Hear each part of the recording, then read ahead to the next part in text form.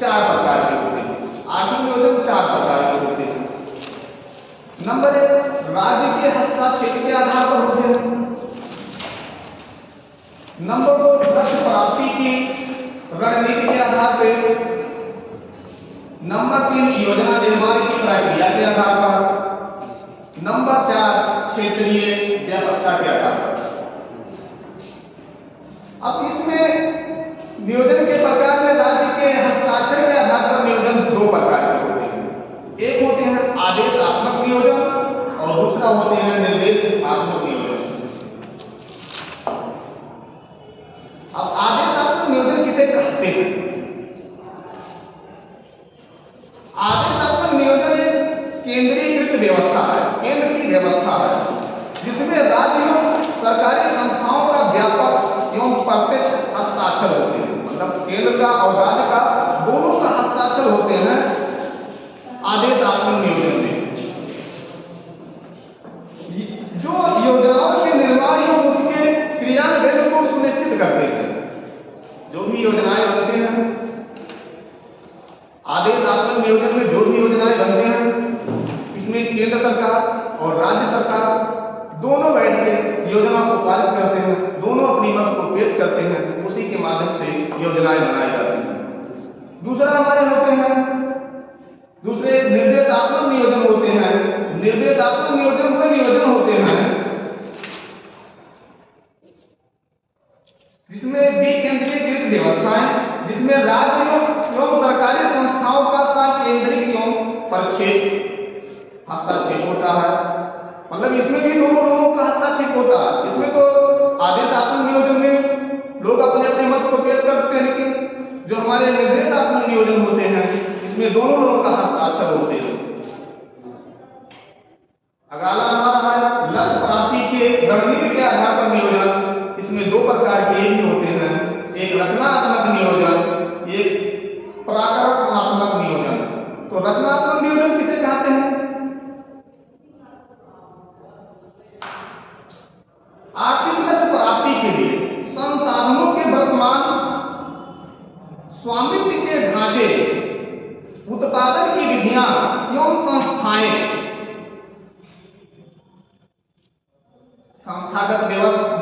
संस्थागत व्यवस्था को ही संरचनात्मक नियोजन कहते हैं। पराक्रमात्मक नियोजन जो होते हैं ये आर्थिक लक्ष्य को प्राप्ति के लिए, जो लक्ष्य को प्राप्त करने की कोशिश करते हैं, लक्ष्य की प्राप्ति के लिए संसाधनों का प्रयोग जो करते हैं उसे हम पराक्रमात्मक नियोजन कहते हैं। अगला हमारा नियोजन है नियोजन निर्माण की प्रक्रिया के आधार पर, जिसे हम केंद्रीकृत नियोजन कहते हैं और विकेंद्रीकृत नियोजन कहते हैं। केंद्रीकृत नियोजन क्या है? केंद्रीकृत नियोजन में योजनाओं के निर्माण एवं क्रियान्वयन का कार्य राज्य अथवा केंद्र संस्थाओं द्वारा किया जाता है। इसे ऊपर से नीचे की ओर नियोजन भी कहते हैं। मतलब केंद्र सरकार और राज्य सरकार, केंद्र सरकार ऊपर की व्यवस्था देखती है और राज्य सरकार नीचे की व्यवस्थाएं देखती है। ये दोनों हमारा जो व्यवस्थाएं देखते हैं उसे हम केंद्रीकृत नियोजन कहते हैं। विकेंद्रीकृत नियोजन किसे कहते हैं?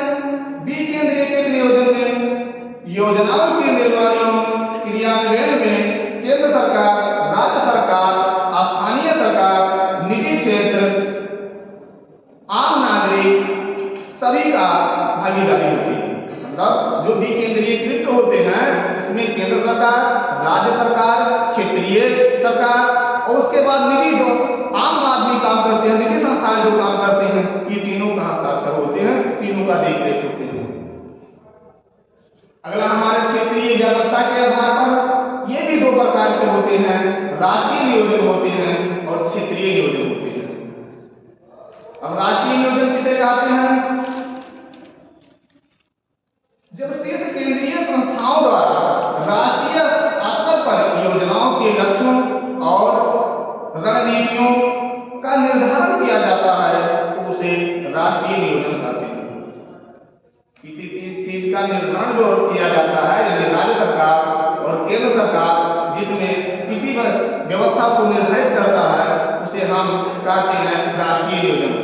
और अर्थात पूरे राष्ट्र के विकास के बारे में जो बातें की जाती है केंद्र सरकार और राज्य सरकार के माध्यम से, उसे हम राष्ट्रीय नियोजन कहते हैं। क्षेत्रीय नियोजन, जब किसी क्षेत्र विशेष को ध्यान में रखकर योजनाएं को लक्ष्य और रणनीतियों का निर्धारण किया जाता है। किसी योजना का लक्ष्य निर्धारित किया जाए और रणनीतियों का निर्धारण किया जाए तो उसे क्षेत्रीय नियोजन कहते हैं। अर्थात आम भाषा में अगर क्षेत्र का विकास के लिए जो चर्चाएं की जाती हो उसे हम क्षेत्रीय नियोजन कहते हैं। अब भारतीय आर्थिक नियोजन की प्रमुख विशेषताएं क्या क्या है?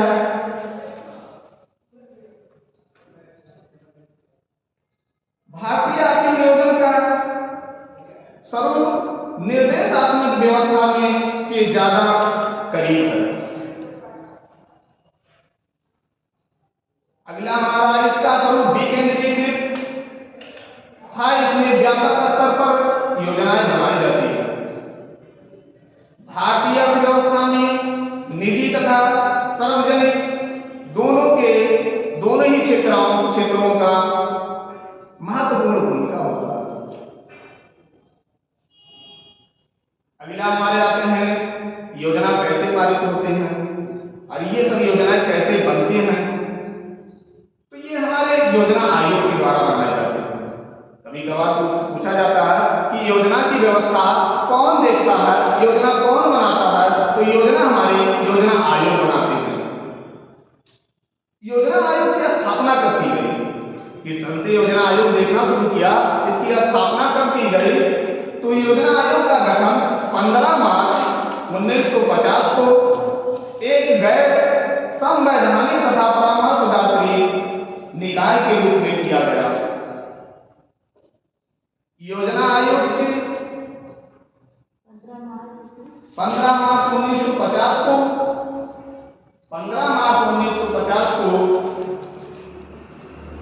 गैर संविधिक तथा परामर्शदात्री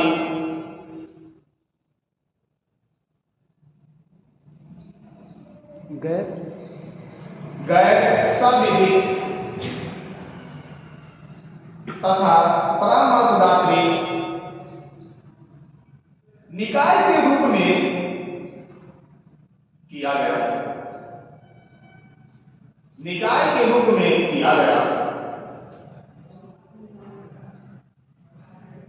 योजना आयोग के पदेन अध्यक्ष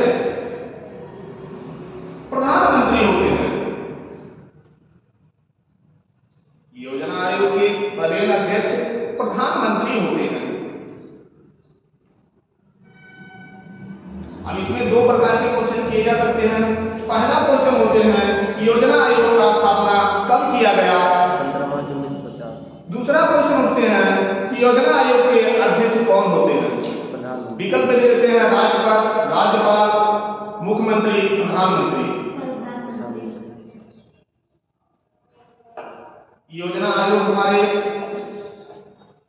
2014 तक चले। इसके बाद भी योजना आयोग को समाप्त कर दिया गया। दूसरे आयोग हमारे लाए गए नीति आयोग। अब नीति आयोग की स्थापना कब हुई है और नीति आयोग किसने लाया है, इसके बारे में आप अध्ययन कर लेंगे। नीति आयोग की स्थापना प्रधानमंत्री श्री नरेंद्र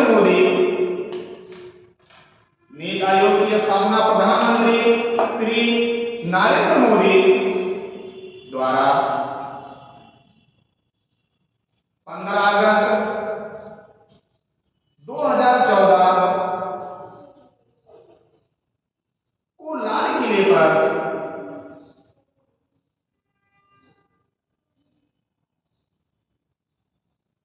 की गई घोषणाएं की गई। वो लाल किले पर घोषणाएं की गई। नीति आयोग अपना कार्य करना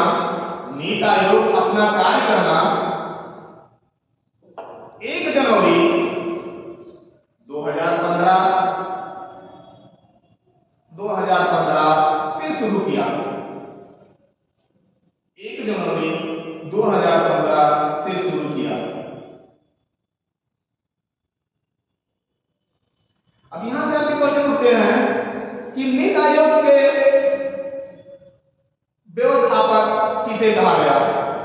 या नीति आयोग किसने पारित किया? तो नीति आयोग श्री नरेंद्र मोदी द्वारा पारित किया गया। नीति आयोग को घोषणा में लाया कब गया? दूसरा क्वेश्चन आया आपके हैं कि नीति आयोग को घोषणा में लाया कब गया?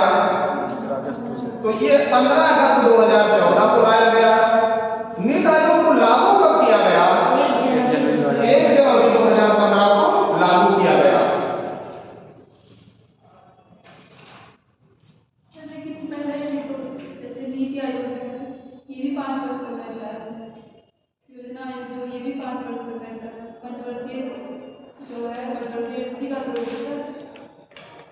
पंचवर्षीय जो योजनाएं थी, योजनाओं को क्योंकि ये 5 वर्ष की थी, इसमें 5 साल की जो भी योजनाएं पहले पारित की जाती थी कि इस पर विकास किए जाएंगे, इस चीज के अध्ययन किए जाएंगे, उसी पर विशेष फोकस किए जाते थे पंचवर्षीय योजनाओं में। लेकिन जब हमारे नीति आयोग पारित किया गया तो नीति आयोग में हर साल चूंकि सारी योजनाओं को विकास में लिया जाता है, ये नहीं पहले से घोषणा की जाती है कि इस योजनाएं को हम विकास करेंगे। तो नीति आयोग में चूंकि ये नहीं है कि ये 5 साल की नियत नहीं, हर साल इसकी व्यवस्थाएं देखी जाती है, हर साल व्यवस्थाएं बनाई जाती है इसके बारे में। नीति आयोग के पहले उपाध्यक्ष, नीति आयोग के पहले उपाध्यक्ष, नीति आयोग के पहले उपाध्यक्ष अरविंद पनगड़िया थे। नीति आयोग के पहले उपाध्यक्ष अरविंद पनगड़िया थे।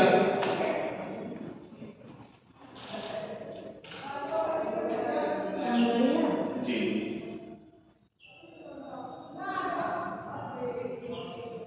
अब हमारे स्टार्ट होते हैं पंचवर्षीय योजनाएं। पंचवर्षीय योजनाओं को की योजनाएं 5 वर्ष की होती है। पंचवर्षीय योजनाओं को लाया क्यों गया, उसे प्रयोग क्यों किया गया, किसके द्वारा प्रयोग किया गया? योजना आयोग कितने साल की होती है? 5 वर्ष की होती है। सर नीति आयोग भी 5 वर्ष की 5 ही वर्ष की होती है। लेकिन नीति आयोग हमारे कहने की तात्पर्य नीति आयोग में जिसे पंचवर्षीय योजनाएं में थी कि पहले उसका मॉडल बनाया जाता था कि उस मॉडल पर चर्चा की जाएगी, इतनी हमारी लक्ष्य रहेगी, उतना हमको विकास करने हैं। लेकिन इसमें लक्ष्य को निर्धारित नहीं किया जाता कि हमारी इतने लक्ष्य हैं, उतना हमको विकास करने हैं। इसमें विकास की प्रक्रिया निरंतर चल रही है और इस पर विकास निरंतर किए जा रहे हैं। ये योजनाएं क्या होती है? योजनाएं जो होती थी विकास को तो देखते हुए पंचवर्षीय योजनाओं को प्रयोग किया गया, लेकिन इसके जगह पर जो हमारे नरेंद्र मोदी जी आए तो उन्होंने देखे कि ये योजनाओं को समाप्त करके अगर नए सिरे से ज्यादा हमारे देश को विकास करने हैं तो नीति आयोग का प्रयोग किया गया। इसमें सर अंतर क्या था योजना आयोग और नीति आयोग में? जैसे कि सर इसमें तो योजना आयोग में सर पहले घोषणा कर देते थे कि इन क्षेत्रों में हमको विकास करना है, इतना जीडीपी इधर इतना लेके जाना है भारत का विकास। लेकिन सर मतलब नीति आयोग को फिर लाया गया तो इसमें मतलब योजना आयोग था ही पहले से। योजना आयोग पहले इसका चेंज करने का रीजन क्या था?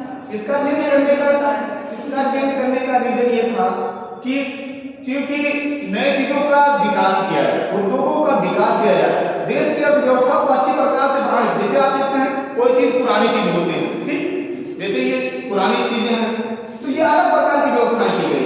लेकिन जब नए चीजों की व्यवस्थाएं की जाती है तो अलग प्रकार की व्यवस्थाएं की जाती है, उसका प्रयोग करने वाले अलग अलग प्रकार के मत आते हैं। नए सिरे वालों की मत अलग रहती है और पुराने लोगों की मत अलग प्रकार की थी। तो नए मत को प्रयोग करने के लिए नए अध्यक्ष, नए उपाध्यक्ष, नए सदस्य को लाने के लिए किसी ने नई योजनाओं का प्रयोग किया, नए लोगों का मत पेश करने के लिए देश के विकास कैसे किया जाए, किस प्रकार से विकास हो, ये नए लोगों का मत का प्रयोग किया है।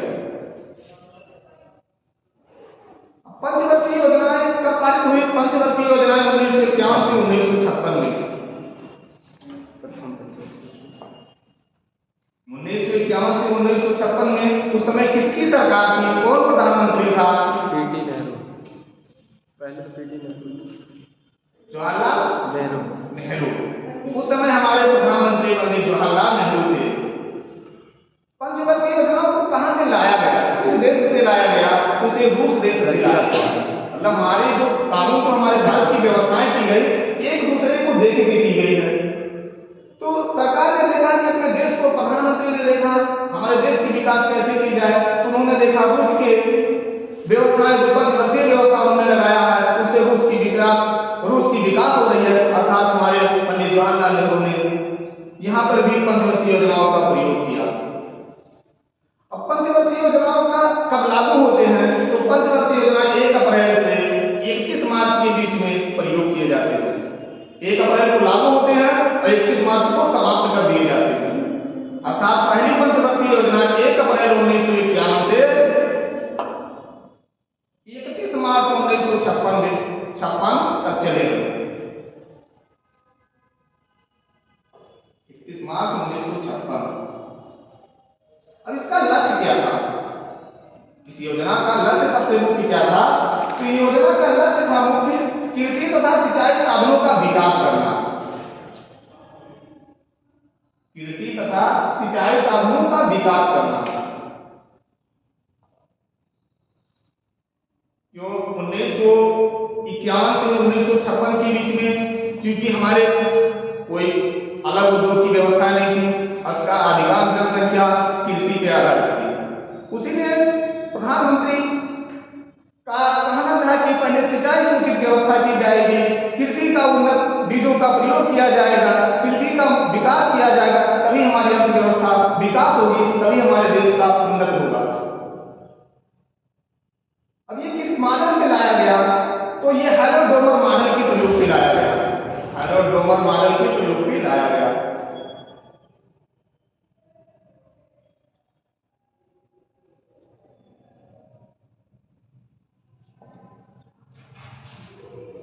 विकास का दर क्या था? या आर्थिक वृद्धि का दर क्या था?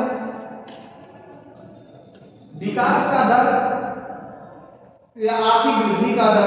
आर्थिक वृद्धि का दर में लक्ष्य प्राप्ति कितना था और प्राप्ति कितनी थी?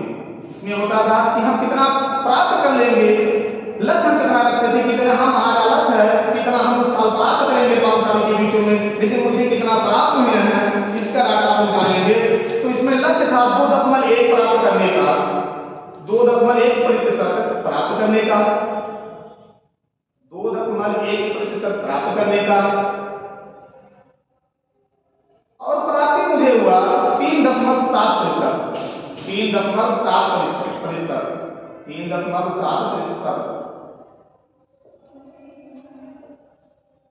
यानी ये हमारी योजना है, सफल योजना है। सरकार ने लक्ष्य रखा 2.1% का, लेकिन मुझे विकास हुआ 3.7%। अर्थात सरकार ने देखा कि योजनाएं सफल है, इस व्यवस्था को चलाया गया, इससे हमारे देश की विकास है, विकास होती रहेगी, तो उन्होंने इस योजना को पास किया। ये किस पर, इसका कार्य क्या था? पहला कार्य उन्होंने किया इस योजना पे 3 बहुउद्देशीय नदी घाटी परियोजनाएं। 3 बहुउद्देशीय नदी घाटी परियोजनाएं।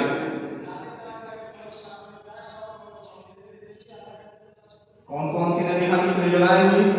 पहला हुआ हीराकुंड नदी घाटी परियोजना, दूसरा दामोदर घाटी, तीसरा भाखड़ा नंगर परियोजना। भाखड़ा नंगर परियोजना, पहला परियोजना हीराकुंड परियोजना, दूसरा परियोजना दामोदर घाटी परियोजना, तीसरा परियोजना भाखड़ा नंगर परियोजना।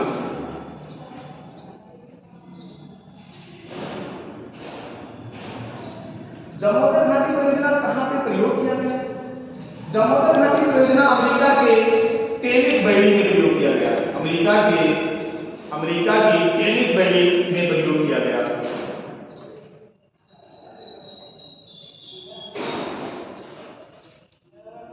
क्या दामोदर घाटी नदी को और कुछ किसी नाम से संबोधन करते हैं, जानते हैं?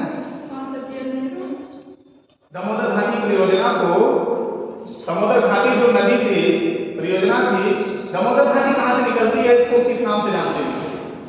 बंगाल में से किस नाम से जानते हैं? बंगाल का उसे सौक कहा जाता है। दामोदर नदी को जी।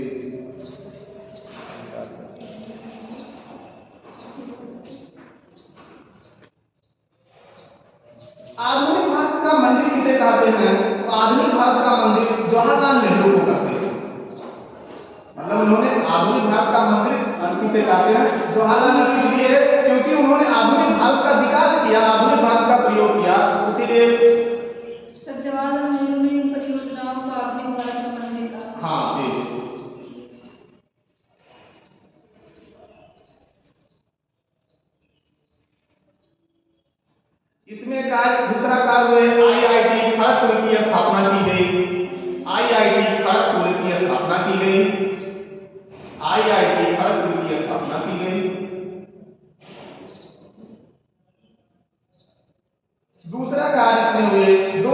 अक्टूबर 1952, 2 अक्टूबर 1952,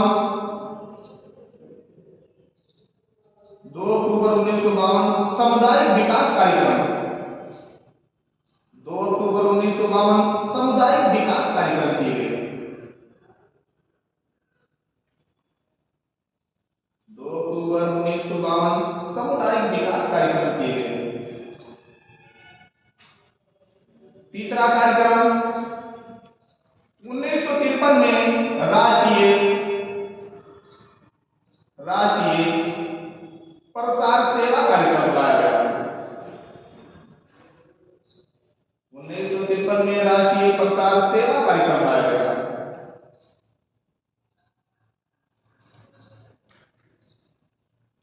अगला कार्यक्रम 1953 में यूजीसी विश्वविद्यालय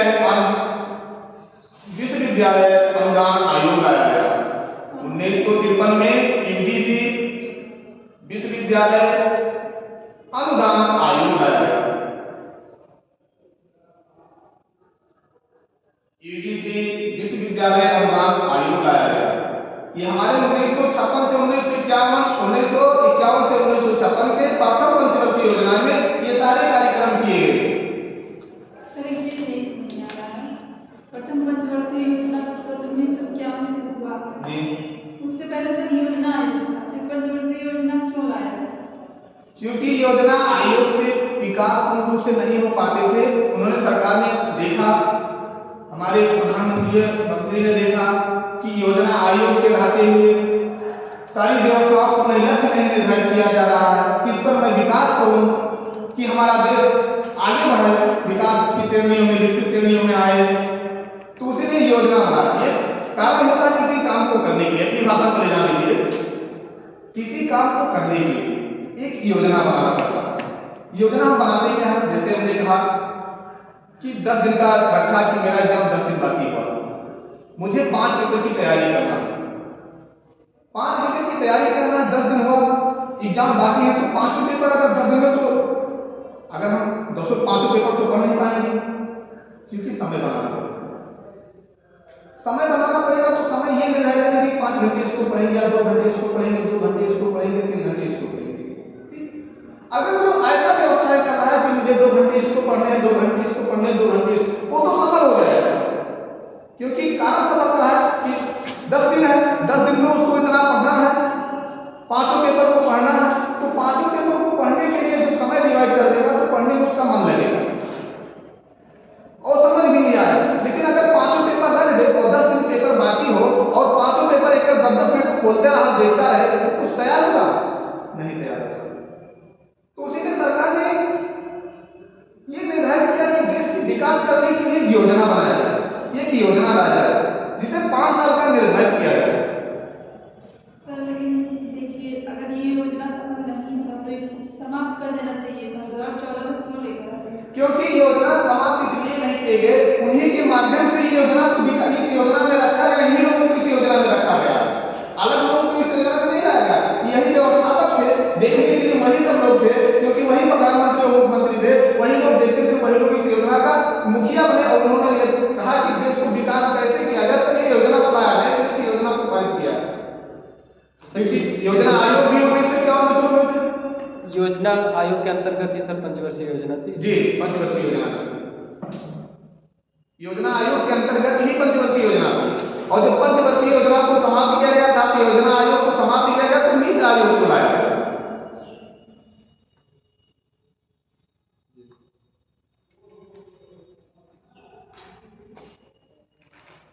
उन्हीं पंचवर्षीय योजना में, प्रथम पंचवर्षीय योजना में एक और उद्योग का विकास किया गया, जो 1955 में इंटीग्रल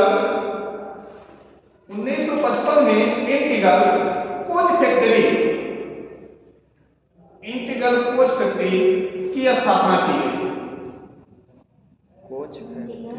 इंटीग्रल कोच फैक्ट्री किस चीज के सर? रेल की?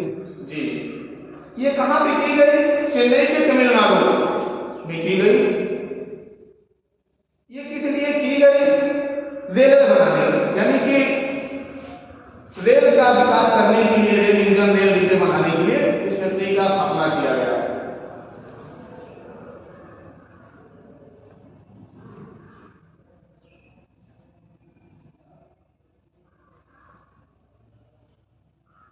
ये क्वेश्चन हम कर रहे हैं कि भारत का पहला रेलगाड़ी कौन सा था? भारत का पहली रेलगाड़ी कौन सी थी? मालगाड़ी थी सर। रेलगाड़ी सुपरफास्ट, व्यक्तिगत व्यक्तियों के अच्छा, लिए। व्यक्तियों ये तो रोड। ट्रेन कौन सा लाया गया? सबसे पहले व्यक्तियों के लिए ट्रेन कौन सा लाया गया? ऑप्शन बता दीजिए सर। एक्सप्रेस, आप बताइए। सुपर एक्सप्रेस नहीं, वंदे भारत ट्रेन लाया गया था। क्या है सर? जो इस समय फास्ट में जो ट्रेन की विकास की गई है वर्तमान में, वंदे भारत को यानी देश की सबसे फास्ट ट्रेन को जो लाया गया वर्तमान में, इसको लाया गया वंदे भारत को सबसे ज्यादा फास्ट ट्रेन को लाया गया वर्तमान में। और पहले कौन से ट्रेन थे? Super express. Super express. अगली योजना है हमारी द्वितीय पंचवर्षीय योजनाएं चालू हुई जो 1956 से 1961। द्वितीय पंचवर्षीय योजना 1956 से 1961। अब ये बताइए पहली पंचवर्षीय योजना में कोई समस्या होगी जहां ना समझ में आती हो? 1956 से 1961 द्वितीय पंचवर्षीय योजना।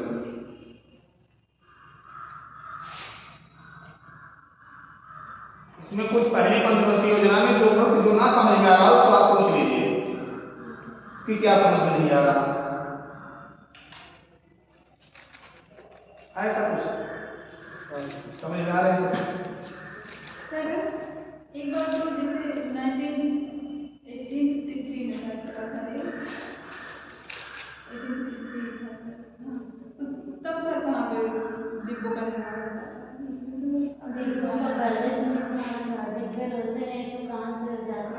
ये क्योंकि पहले भी 1953 में जब चले थे तो ये जो गाड़ियां बनती थी बाहर की गाड़ियां थी तो हमारे देश में चलाया गया था। अगर सर 1953 में उसमें डिब्बे नहीं रहेंगे तो यात्री कहाँ बैठे? नहीं, डिब्बे तो थे लेकिन नहीं हमारे ये आप लोगों को बताए हैं ये हमारे भारत में कब इसका निर्माण किया गया, भारत में ये उद्योग को कब लगाया गया? तो 1951 से 1956 के बीच में इस उद्योग की स्थापना की गई हमारे भारत में। उसके पहले जो भी गाड़ियां बनी वो बाहर बनी हुई, हमारे भारत में कब इसको स्थापित किया गया? ये उद्योग की स्थापना हमारे भारत में कब की गई? तो 1956 में, चूंकि 1951 से 1956 के बीच में की गई। जी अंग्रेज तब चले गए थे। क्या बात नहीं समझ में आ रहा।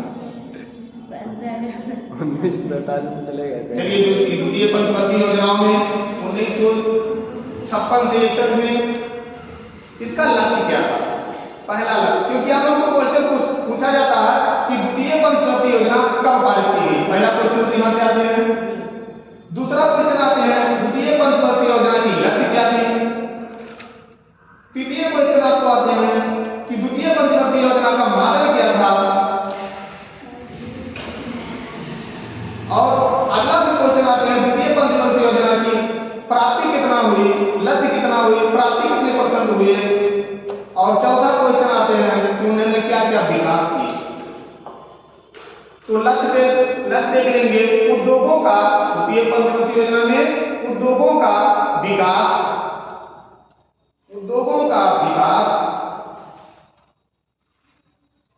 व तीव्र औद्योगिकरण।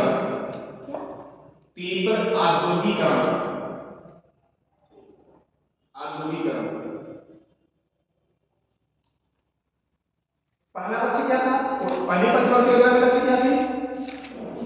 कृषि का विकास, कृषि तथा सिंचाई साधनों का विकास किया गया। दूसरे में उद्योगों का वहाँ सफल हुआ, सिंचाई हमारे सफल हुए, कृषि हमारे सफल हुए। तो सरकार ने सोचा कि कृषि से इतना हो रहे हैं तब उद्योग को लाया जाए, अर्थात दूसरे पंचवर्षीय योजना में उन्होंने देश के विकास के लिए उद्योगों का पर जोर दिया। तो उद्योगों का विकास तीव्र औद्योगिकरण का प्रयोग किया।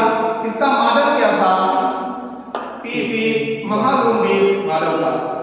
पीसी महालनोबिस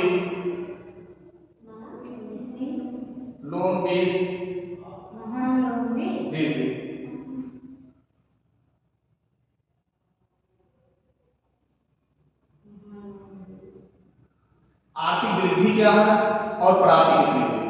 आर्थिक वृद्धि लक्ष्य इनका कितना था, लक्ष्य था 4.5%। आर्थिक वृद्धि में लक्ष्य जो थे वो 4.5% थे, 4.5%। प्राप्ति कितने हुए, 4.1। 4.2%। 4.2% प्राप्त हुए। जी प्राप्त हुई, यानी कम प्राप्त हुई। लक्ष्य उन्होंने रखा 4.5% और प्राप्त हुई 4.2%, तब ये सफल योजना थी। इसका कार्यक्रम क्या था, द्वितीय पंचवर्षीय योजना का कार्यक्रम क्या था, तो 3 बड़े इस्पात संयंत्र लाए गए। 3 बड़े इस्पात संयंत्र लाए गए।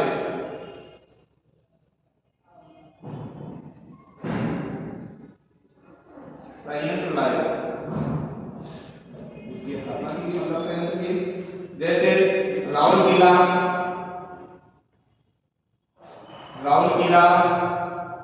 Number 2 Bhilai, number 3 Durgapur.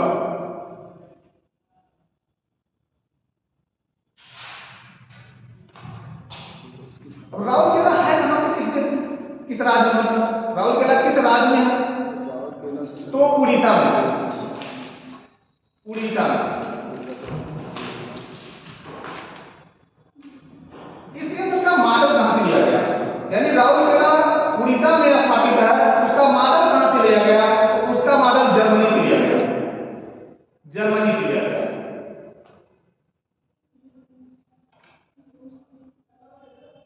Question यहां 3 प्रकार से पूछे जाते हैं। पहला क्वेश्चन किया जाता है कि बड़े इस्पात संयंत्रों में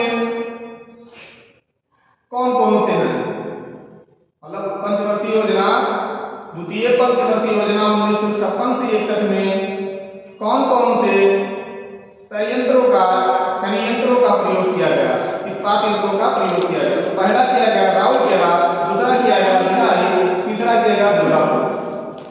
अब अगला पूछा जाता है राउरकेला कौन से राज्य में स्थित है, उड़ीसा उड़ीसा में। भारत में, जर्मनी। फिर पूछा जाता है कि राउरकेला की स्थापना उड़ीसा में की गई, तो ये किस मॉडल पर लिया गया, तो जर्मनी के मॉडल से लिया गया। भिलाई कहां से, भिलाई कहां पे स्थित है, किस देश, किस राज्य में, छत्तीसगढ़। भिलाई राज्य छत्तीसगढ़ में है। इसका मॉडल रूस से लिया गया, रूस से लिया गया। दुर्गापुर कहां पे स्थित है, पश्चिम बंगाल में। पश्चिम बंगाल में। इसका मॉडल कहां से लिया गया, ब्रिटेन से। ब्रिटेन से।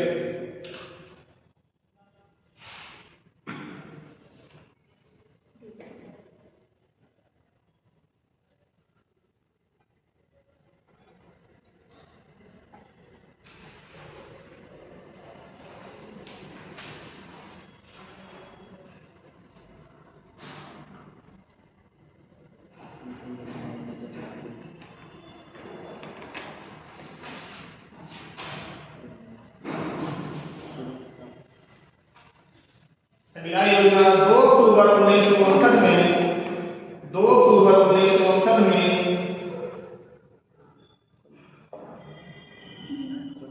2 अक्टूबर 1959 में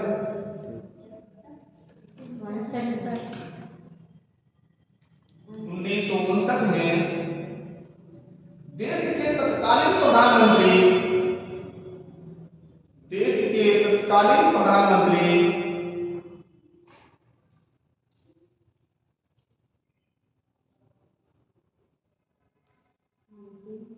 कौन थे, 1959 में प्रधानमंत्री कौन थे, पंडित जवाहरलाल नेहरू। पंडित जवाहरलाल नेहरू द्वारा राजस्थान के नागौर जिले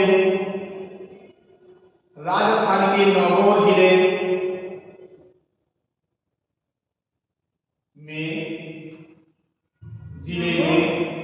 पंचायती राज्य की शुरुआत की गई। पंचायती राज की शुरुआत की गई? ये क्वेश्चन बहुत बार बार किए जाते हैं।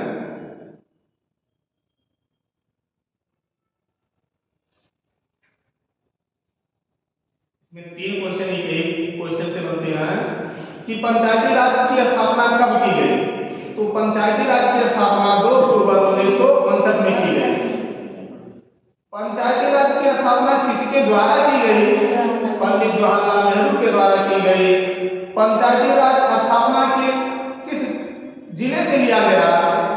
राजस्थान के नागौर जिले से किया गया। अगला हमारी पंचवर्षीय तीसरी स्टार्ट होती है तृतीय पंचवर्षीय योजना। तृतीय पंचवर्षीय योजना, तृतीय पंचवर्षीय योजना। द्वितीय पंचवर्षीय योजना में कोई समस्या है?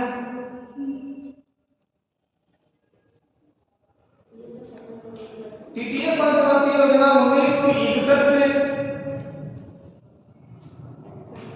1966, 1961 से 1966। इसका लक्ष्य क्या था? आत्मनिर्भरता के साथ, आत्मनिर्भरता के साथ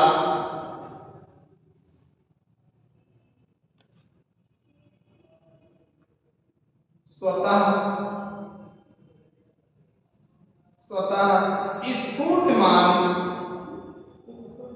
स्फूर्तिमान अर्थव्यवस्था।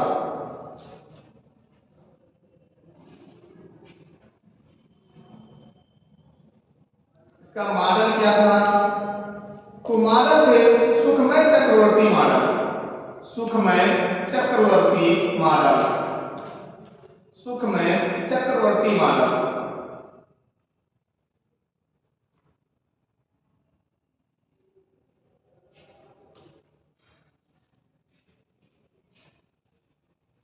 आर्थिक वृद्धि दर क्या थी? लक्ष्य प्राप्त कितने हुए और लक्ष्य कितने थे? तो आर्थिक वृद्धि दर में लक्ष्य थे 5.6%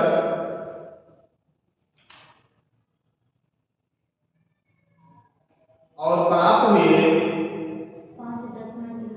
5.6% और प्राप्त हुए 2.4%, 2.4%। यानी दोनों पंचवर्षीय योजनाओं के बाद तीसरी पंचवर्षीय योजना सबसे असफल पंचवर्षीय योजना थी, सबसे असफल पंचवर्षीय योजना थी।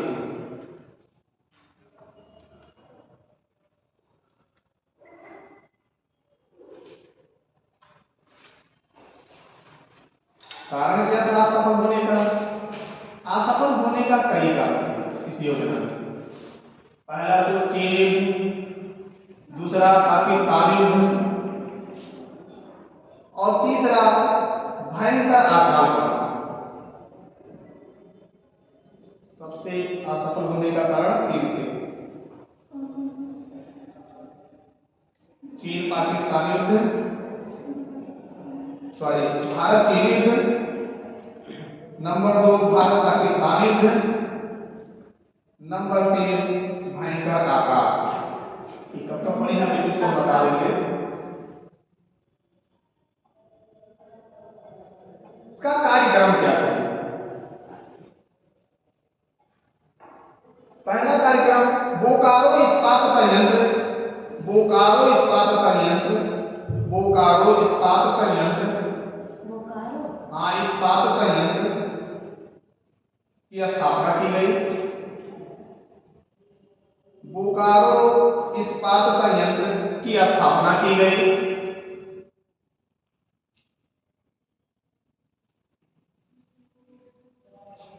ये कहां पर की गई? तो अर्थात ये झारखंड में की गई, झारखंड में।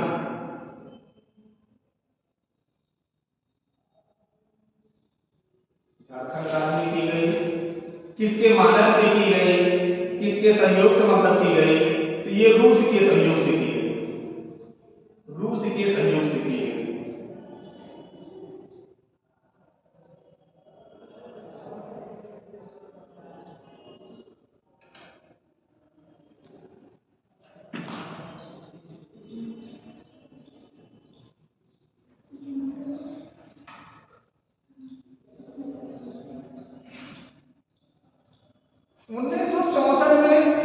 दो बैंकों का स्थापना किया गया। 1964 में 2 बैंकों की स्थापना की गई। नंबर 1 आईडीबीआई,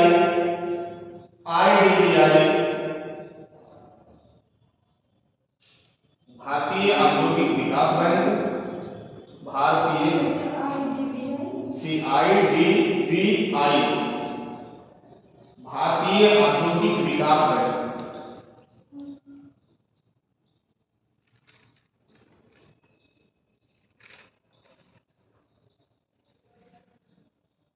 भारतीय औद्योगिक विकास बैंक पहले राष्ट्रीयकृत बैंक थे, लेकिन वर्तमान में इसका निजीकरण कर दिया गया है, प्राइवेट कर दिया गया है। दूसरा bank UTI, unit trust of India, UTI, unit trust of India, unit trust of India.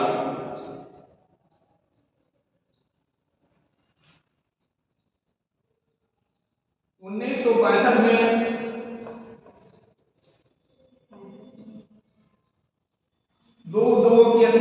में दो उद्योगों की स्थापना की गई।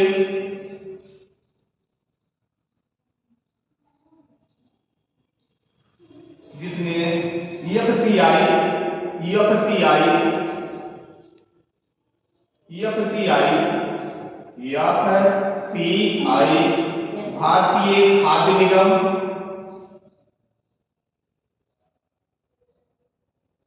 भारतीय खाद्य निगम,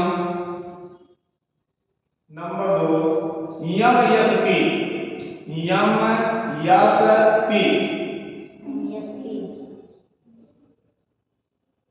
पर अनाज की खरीद की जाती है,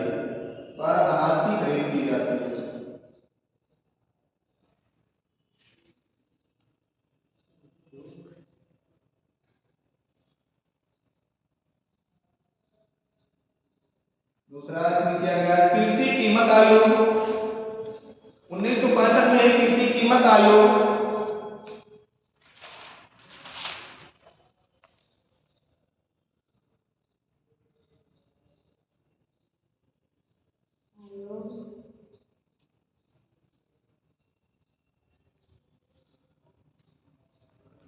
की स्थापना की गई।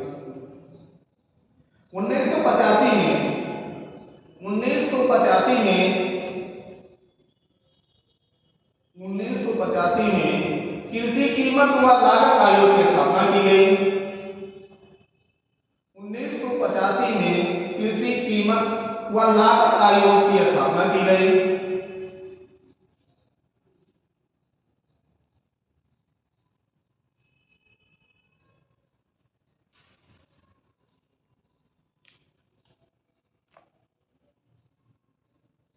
कृषि कीमत लागत आयोग के स्थान पर कौन सा आयोग लाया गया? एमएसपी की गणना की जाने लगी। इस समय ये चल रहा है ना, कृषि कीमत आयोग के स्थान पे एमएसपी की स्थापना की गई। अब यानी कीमत का निर्धारण कौन करता है? यानी न्यूनतम समर्थन मूल्य का निर्धारण कृषि कीमत एवं लागत आयोग करता ही है सर, अभी भी होती है। कृषि कीमत मांग किसी की जा रही न्यूनतम समर्थन मूल्य का लागत यानी एमएसपी का मांग किया जा रहा है कि कीमत लागत का निर्धारण कौन कर रहा है? अगला योजना, अब ये क्यों असफल योजना है? यानी तीसरी हमारी जो योजनाएं थी, ये असफल होने का कारण क्या था? किस कारण से असफल हुई? तो पहला हमारा था कि 1962 में क्या हुआ था? भारत चीन युद्ध हुआ था। 1965 में पाकिस्तान, 1965 में भारत पाकिस्तान युद्ध हुआ था। 1965-66 में तो अकाल पड़ा, यानी भयंकर अकाल पड़े थे। अच्छा, एक नारा आया था, जय जवान जय किसान। किसने दिया था? लाल बहादुर शास्त्री। इसी समय ये किस पंचवर्षीय योजना में दिए थे? इसी ने सर 1900 इन्होंने तीसरी पंचवर्षीय योजना में नारा दिया जय जवान जय किसान। 1966 में इनकी मृत्यु भी हो गई थी ताशकंद में। जी 1966 में मृत्यु हो गई। ये हमारे 3 योजनाएं 5-5 साल की थी, लेकिन जब भयंकर अकाल पड़ गया, क्योंकि ये भूखे मरी लोग मर गए, भूखे कगार पे हो गए, तो सरकार ये सोच रही कि योजनाएं कैसे बनाया जाए, तो अगला योजना अवकाश घोषित कर देती है। योजना अवकाश घोषित कर देती है। अब योजना अवकाश कितने साल तक आते हैं, तो 1966 से 1969 तक योजना अवकाश का 1966 से 1969 योजना अवकाश का योजना अवकाश 1966 से 1969।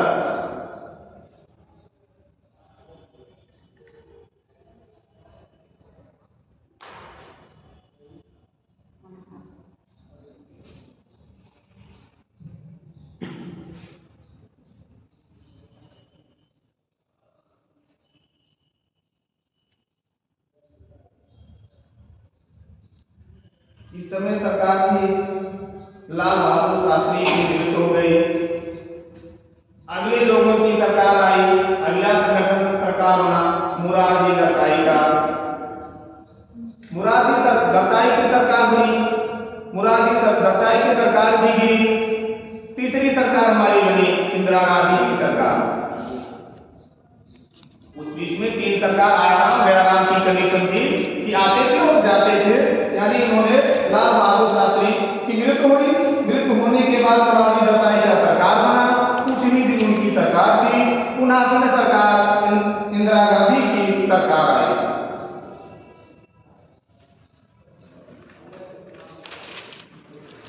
अब इसी बीच में क्योंकि इंदिरा गांधी की जो सरकार आई, तो उन्होंने देश की विकास करने के लिए हरित क्रांति लाई। हरित क्रांति की स्थापना 1966 में लाई गई। इसके जनक कौन थे? विश्व में जनक कौन थे? कौन? और भारत में? इसका किस पे विशेष फोकस किया गया? मोटे अनाजों में कौन कौन से अनाज पर विशेष पहले ध्यान दिया गया? गेहूं पे सर, मक्का। पहले गेहूं चावल पर विशेष ध्यान दिया। इससे प्रभावित क्षेत्र कौन से हुए हैं? तरह से सबसे ज्यादा किसको विकास मिला? किसको? पंजाब, उत्तर प्रदेश, हरियाणा। जी जी। योजना अवकाश के बाद पुनः फिर दूसरी हमारी पंचवर्षीय योजना है, अर्थात चौथी पंचवर्षीय योजना। चौथी पंचवर्षीय योजना 1969 से 1974 तक।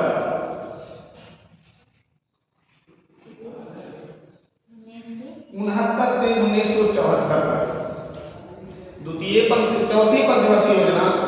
चौथी पंचवर्षीय योजना 1969 से 1974। उस समय किसकी सरकार थी? यानी 1969 से 1974 के बीच में सरकार हमारी प्रधानमंत्री इंदिरा गांधी की। उस समय इंदिरा गांधी की सरकार थी। इन्होंने लक्ष्य क्या रखा? लक्ष्य रखा स्थिरता के साथ आर्थिक विकास। स्थिरता के साथ आर्थिक विकास।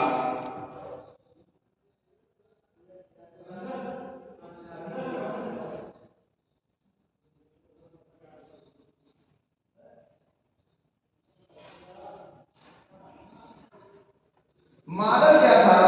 कुसमय प्राप्ति मॉडल, खुशी प्राप्ति मॉडल या कुसमय प्राप्ति मॉडल।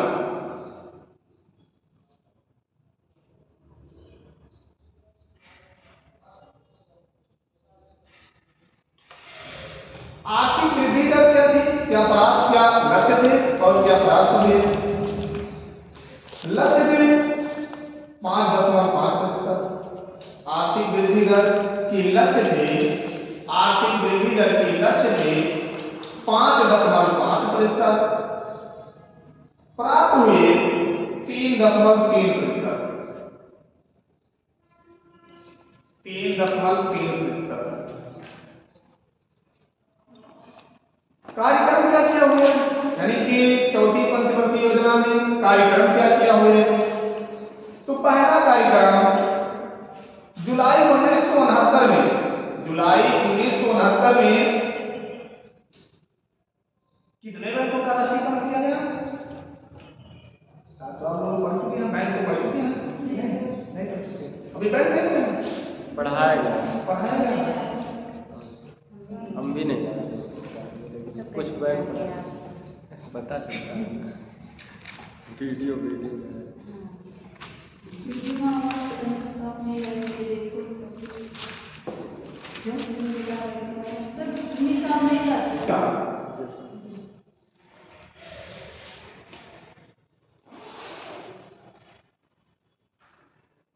इसका कार्यक्रम शुरू चौथी पंचवर्षीय योजना।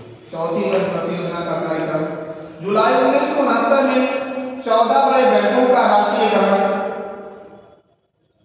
किया गया।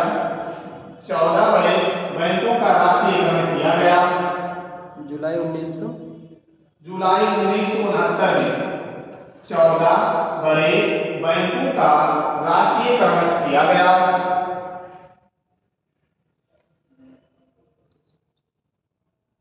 उनकी पूंजी 50 करोड़ से अधिक थी, यानी 14 बैंकों का जब राष्ट्रीयकरण किया गया उस समय उनकी पूंजी 50 करोड़ से अधिक थी।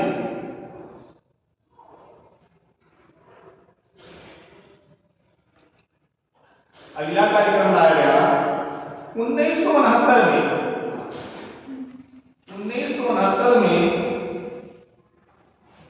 लीड बैंक की योजना लाई गई।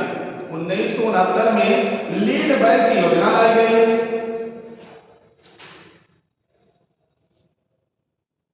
अब लीड बैंक की योजना किसके अंदर में लाई गई, अर्थात जिला स्तर पे लाई गई। किस स्तर पे लाई गई लीड बैंक योजना? जिला स्तर पे लाई गई।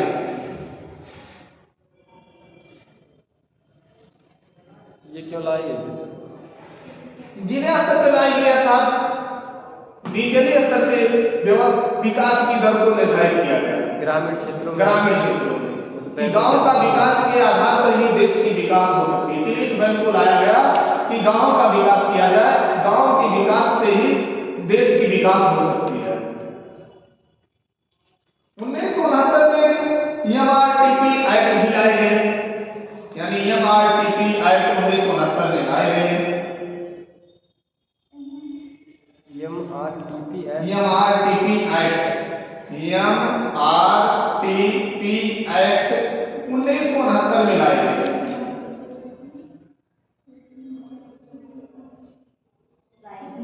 ये सर उद्योगों के लिए, उद्योगों के लिए लाए गए। एकाधिकार प्रतिबंध व्यापार अधिनियम 1969 में लाए गए। एकाधिकार प्रतिबंध व्यापार अधिनियम 1969 में लाए गए।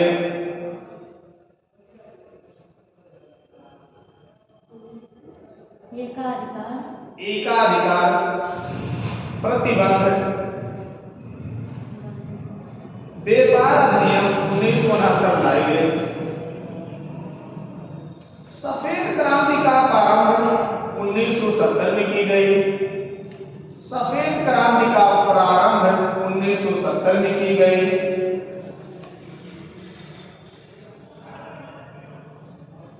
सफेद क्रांति का प्रारंभ 1970 में की गई। अच्छा, सफेद क्रांति क्या क्यों लाया गया? दूध उत्पादन है क्या? ये दूध उत्पादन के लिए, सफेद क्रांति दूध उत्पादन के लिए, दूध की बढ़ावा देने के लिए, दूध उत्पादन कैसे बढ़ाया जाए, तो दूध उत्पादन बढ़ाने के लिए सफेद क्रांति लाई गई। इसके जनक कौन है? इसके जनक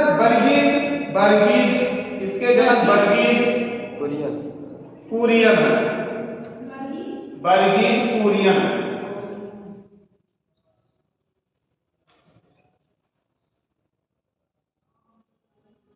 इसमें कुपोषण का शिकार।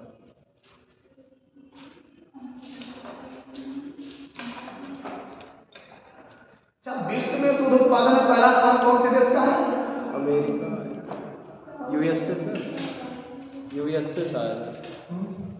ये सब छोटी छोटी बातें विशेष ध्यान रखिए, क्वेश्चन ज्यादा ऐसे छोटी छोटी ही बातों से उठते हैं।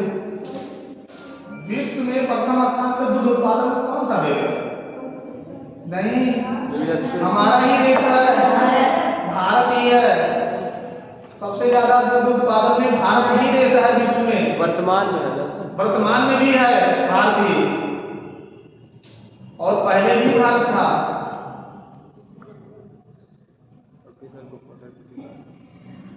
तब भी सर भारत में कुपोषण के शिकार बहुत लोग। जी, तभी नहीं होता है। दूध जी सर। दूध तो ज्यादा ही मिलते हैं भारत में। सर गाँव में मिलता गाँव है, में यहाँ पे तो 50 के 60 रुपए लीटर देते हैं।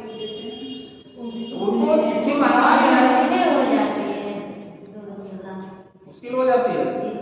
नहीं, ऐसा तो नहीं, ऐसा नहीं है sir. Dairy sir, Amul dairy है बहुत सर। अरे वो दुकानदार वाला नहीं जो तो वही- असली दूध रहता है वो क्या नकली है? और क्या बनाते रहता है। दूध ही रहते हैं। लेकिन सर उसमें केमिकल डाल के बनाते हैं। नहीं, केमिकल नहीं।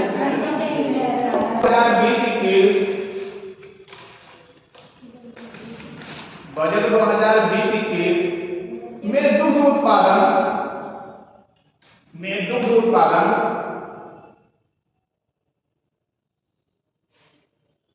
सरकार ने दुगना लक्ष्य किया है। दूध उत्पादन में दुगना लक्ष्य किया है। तभी आप लोग कहते हैं दूध कम है, मिलता कम है। सरकार ने 2021 के बजट में भी निर्धारित किया कि भारत भले दूध उत्पादन पहले स्थान पर है, लेकिन जितना उत्पादित करता है इससे दुगना उत्पादित करे। लेकिन एक्सपोर्ट भी करता है। एक्सपोर्ट भी तो बहुत होता है। क्योंकि अर्थव्यवस्था की विकास को करना है, अगर हमारे देश की विकास को करना है तो ऐसा करें ना, तो फिर विकास कैसे होगी सारी चीजों का। अब व्यवहारिक में आप जान लीजिए कोई चीज पैदा कर रहे हैं, अगर इस चीज का सब अकेले ही उपभोग कर लेंगे तो देश की विकास होगी? नहीं होगी। और सारी चीजों को उत्पादन भी हम नहीं कर पाएंगे, क्योंकि हर व्यक्ति तो हर चीजों को उत्पादन कर नहीं सकता है। उसे अगर मान लीजिए गेहूं का उत्पादन किया, चावल का उत्पादन किया, तो पता लगता है सरसों के उत्पादन के लिए पड़ोसी यहाँ से जाना पड़ता है। अपने यहाँ अगर दाल की उत्पादन हुई है तो पता लगता है जहाँ दाल की उत्पादन ज्यादा होगी, यहाँ पता लगता है चावल की उत्पादन कम होगी। जहाँ तिलहन की उत्पादन ज्यादा होगी, यहाँ पता लगेगा कि गेहूं की उत्पादन कम हो रही है। तो एक दूसरे का प्रयोग यानी एक दूसरे की व्यवस्था देखने के लिए हमें आयात निर्यात पर ही निर्धारित होना पड़ता है, अर्थात एक दूसरे से लेन देन विनिमय करना पड़ता है। पहले लोग विनिमय करके काम करते थे, लेकिन अब वस्तुओं को उत्पादित करते हैं तो विनिमय का माध्यम पहले वस्तु बनाया जाता था, लेकिन अब मुद्राएं बना ली गई। तो अगर कुल उत्पादन सारा भारत में ही कर दिया जाए तो मुद्राएं लाने के लिए भी व्यवस्था चाहिए।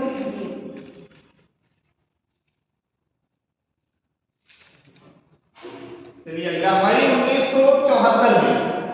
1974 में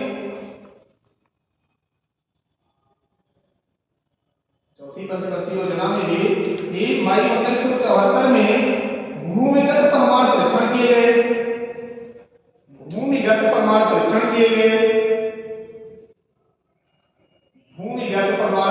किए गए।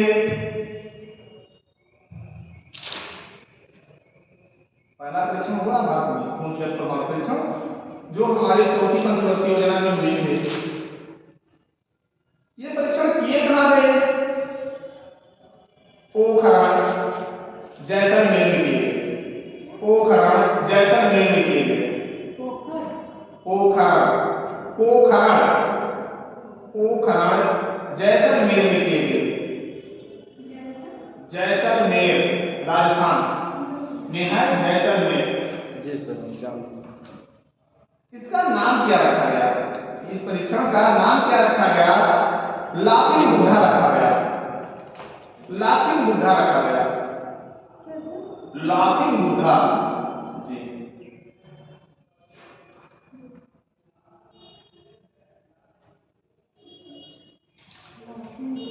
जी, लाफिंग बुद्धा यानी जो ये परीक्षण हुए, भूमिगत प्रमाण परीक्षण जो किए गए वो जैसलमेर में किए गए, लेकिन उसका नाम क्या रखा गया? इसका नाम रखा गया लाफिंग बुद्धा रखा गया। पहला परीक्षण हमारा हुआ तो ये सफल परीक्षण था। जी सर। चौथी पंचवर्षीय योजना में दूसरा कार्यक्रम किए गए 1973-74 में। 1973-74 में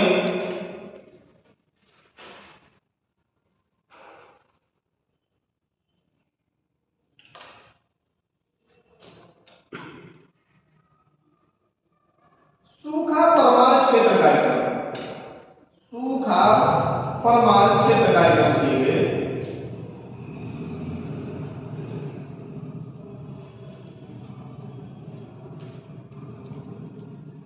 और चौथी ही पंचवर्षीय योजना में सबसे मुख्य कार्यक्रम किए गए जो परिवार नियोजन कार्यक्रम किए गए, परिवार नियोजन कार्यक्रम किए गए।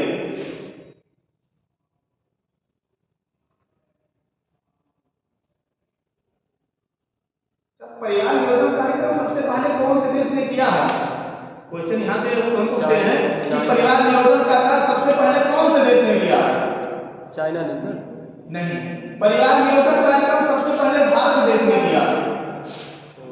सबसे पहले परिवार नियोजन कार्यक्रम जो चालू किए गए वो भारत सरकार के द्वारा चालू किए गए। ये चौथी पंचवर्षीय योजना में ही निर्धारित किया गया कि देश की जनसंख्या को कम किया जाए, परिवार नियोजन कार्यक्रम लगाए जाए, तभी हमारे देश की जनसंख्या सबसे आगे है। सबसे पहले हमारी सरकार ने कहा परिवार नियोजन कार्यक्रम लगाया जाए और सबसे ज्यादा संख्या हमारे देश की होती जाती है। कुछ दिन में चीन को भी आगे पीछे छोड़ देगी, अपना आगे निकल जाएगी। छोड़ दिए आगे हो गई, छोड़ दिया सर। और यूपी सबसे आगे। लेकिन सर जो लाए गए थे उस समय पंचवर्षीय योजना में परिवार नियोजन, इसमें को सर धरातल स्तर पर ठीक से लागू ही नहीं किया गया। नहीं, लागू तो नहीं किया गया, धरातल पर बहुत ठीक से लागू किया गया, लेकिन इसका प्रयोग पूर्ण रूप से, क्योंकि इसका ये समस्या होती है परिवार नियोजन कार्यक्रम लागू किए गए उस समय जो सरकार थी वो क्या करती थी, जबरदस्ती लोगों को ले जाती थी और नसबंदी कार्यक्रम शुरू कर नसबंदी करवाती थी। ये चीज करती थी, लोगों को क्या करती थी, गांव में आती थी गाड़ियां, मतलब गाड़ियां जैसे देखते थे लोग भाग भाग के गांव घर में घुस जाते थे, खेतों में घुस जाते थे लोग की गाड़ी आ गई है। लेकिन सर उसमें कितने अनमैरिड लोगों को भी मतलब करवा दिए थे। हाँ, अनमैरिड को भी करवा दिए, जिसको पाते थे उस समय जब गाड़ियां आती थी जिसको भी पाते थे उनको बैठा के लेके चले जाते सर। ये नहीं देखते थे कि वो 50 साल का है, ये 30 साल का है, ये 20 साल का है। क्योंकि सर उसमें सर जो मतलब अधिकारियों को निर्धारित किया गया था कि अपने क्षेत्र में आपको इतने लोगों का करवाना है जी। और उनको मतलब पदोन्नति के लाभ और अपने मतलब वाहवाही के लाभ में जी। उन लोगों ने अयोग्यता मतलब जो उस योग्य नहीं थे अयोग्यता वाले लोगों को भी मतलब करवा दिया। हाँ, ऐसा करते हैं जी। सर जमीन भी दी जाती थी उसमें जी, पट्टे की जमीन नहीं, कुछ मुआवजे दिए जाते हैं। जैसे पहले मुआवजे 200, 400, 500 से निर्धारित कर दिए जाते थे, जमीन भी या जमीन भी कुछ निर्धारित कर दिए जाते थे, मतलब लघुना दिया जाता था कि ताकि हमारे देश की जनसंख्या को कम किया जाए। ये सब कि किसी भी प्रकार से लोग ऐसी कंडीशन में आए और हमारे देश की जनसंख्या को कम किया जाए, लेकिन तो ऐसा हुआ नहीं। हमारा देश अभी प्रगति रहे कि सरकार को कहती है आप कहते रहिए, आप परिवार नियोजन कार्यक्रम चलाते रहिए, लेकिन हम अपनी प्रक्रिया को चलते रहेंगे। इसमें सर सबसे गरीब लोगों की क्या कंडीशन होती है, गरीब लोग तो क्यों गरीब होते हैं, उनका कारण ये है गरीबी का, परिवार जाते हो जाते, और परिवार जाते क्यों करते हैं, कारण है बेरोजगारी, बेरोजगारी, अशिक्षा का अभाव सबसे बड़ा अशिक्षा का कारण अभाव। जी जी, जानकारी नहीं देती होगी। जानकारी। और कंडीशन ये होती है कि उनके जो मजदूर होते हैं मजदूरी कार्य करते हैं, आज भी एक लोगों को पता लगा 100 रुपये कमा लिया, तो अगले दिन जहाँ काम एक लोगों का था दूसरे दिन 2 लोगों पे, तो इसकी मजदूरी 50 थी, दूसरी चीज जहाँ ज्यादा लाभ होती है, जहाँ ज्यादा उत्पादन होता है कीमत घट जाती है, तो जाते 2 लोग जब चले जाते हैं तो यहाँ वैल्यू कम हो जाती है, मजदूरी कम दी जाती है, तो मजदूरी कम होती तो खाने की व्यवस्था नहीं होती, फिर अगले दिन अगले बच्चों को भेज देते हैं जाइए काम पे, वो भी काम पे गया, तो संख्या जैसे बढ़ती रहती है दाम उसके घटते रहते हैं, लेकिन उनको क्या है, उनको तो खाने के लिए पैसे चाहिए और लोग ये प्रक्रिया चालू रखते हैं। अगली हमारी पंचवर्षीय योजना आती है, 5वीं पंचवर्षीय योजना, 5वीं पंचवर्षीय योजना। अगला अब ये का अगले ठीक